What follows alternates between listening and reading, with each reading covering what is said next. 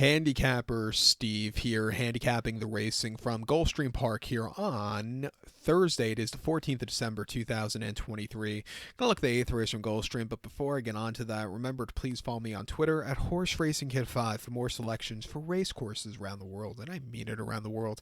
Let's look at the 8th from Gulfstream, which allows optional claimer per $71,000. Race for 3-year-olds and upwards, never won 12,000 once of the main claim starter or restricted race, which never won 2 races. Optional claim price 25,000 here. We have a field of 11 horses going to the Gulfstream Park turf course. The distance of ground is 1,600 meters or a mile on the Gulfstream Park lawn, the turf course. Rails are out 59 feet. So we're learning as every week goes on at Gulfstream. I've known since they opened up this turf course in the championship meeting, we're learning their new turf settings. I don't think they're. If somebody knows their new turf settings, please comment below. But I wonder if they're going to go, back out to like 80 feet from the true position like they did years ago. I know it's only like 150 foot wide, the turf course now, but we have to start learning these the new rail settings if there's a bit of a bias. I always noticed when the rails were down on this turf course against the 0 foot, against the main rail or the hedge, that's when the turf really played towards speed. The farther out also played towards speed when it used to be like 120 feet out or 108 feet wide, but in the mid portion, I think it's a pretty fair turf course, and I still think you have some real estate to make some good ground on this when the rails are out 59 feet. But we have to see how these, like I said, we just have to learn these new rail settings. My top selection here, I'm going to go with the number 10 horse, OK Boomer. I'm going to go 10-9-8-5 in the superfecta, 10-9-8-5 super. Top selection of 10 horse, OK Boomer, and I always used to say to my dad when he would say something about the old days, I say, yeah, okay, thank you, Boomer, and let me get your hearing aid. He hated that, but this trio called by Noble Mission, he didn't have a hearing aid, but you know what I mean. Tom Pletcher Trans won. Luis Saez gets to mount. The horse's most recent out given 5th of November at Churchill. Won the few turf races they ran in this fall. Mile 16th allowance race 124,000. First time olders. He ran crap. He finished 9th by 12 and a quarter lengths that day. He didn't get out of the gate so clearly, and he just never was really comfortable that day.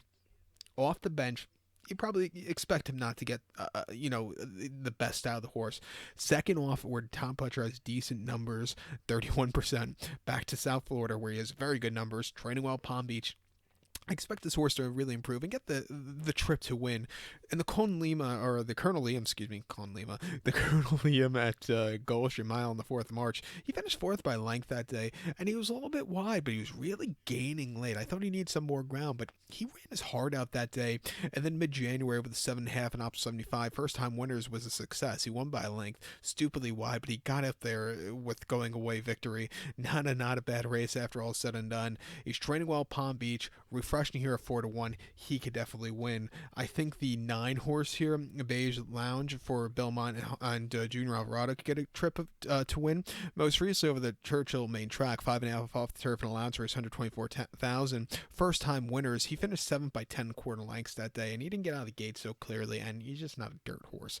Go back to the turf efforts. That's where he showed up. He ran terrifically, I thought, at Kentucky Downs in a main special weight over the 7, where he won by a head, and he stalked all the way around the race course. When he quickened up, he timed the race perfectly, Joel. Not a bad race after all said and done, with a nice 82 buyer. And then prior to that, the Spa, 5.5 on the Melon in a main special weight. First time older horses, drawn in the parking lot. He finished 5th by 4.5 lengths. The only way you could win from that 12 hole is leaving. He left from the gate, and it cost him late. He just didn't have enough left in the tank to win.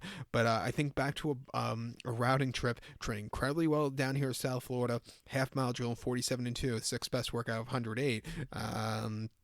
Which I want to know if it was the 6th best workout. I want to see what the best workout for that December 9th day is. Gonna have to go look that up afterwards. But refreshing here today, I think he could get the trip to win at 5-1. We'll use him on the ticket, and even the 8 horse Rouge for Jersey Joe Bravo. His races here in New York the last 2 summers weren't bad at all. He wasn't winning, but he's always getting up there to get some good spots. He had a decent 4th in the Mohawk on yielding ground at Aqueduct in late October. He won at Belmont on the wider in June quite nicely. Came back to run a little disappointingly in the Hudson Valley afterwards, but he showed some good ability there. I thought his season last year in defeat wasn't bad at all either. He started once on this turf course that came over the Five Furlongs in April 2022, where he kind of finished second by 2 1/4 lengths, where he just needed something more, but he ran his heart out. He's training well in the Tapeta. I'll give him a shot here at 6-1 to possibly upset this late pick 4 that looks very juicy today. But to recount my selection for the 8th from Gulfstream, I'm going to take the 10 horse OK Boomer. We'll give kudos to the 9 horse Beige Lounge and the 8 horse Ruse. Where are we? 10-9-8-5 Super, 10-9-8 in the multi-race. So good luck to all. Please follow me on Twitter at HorseRacingKid5. Good luck, everybody.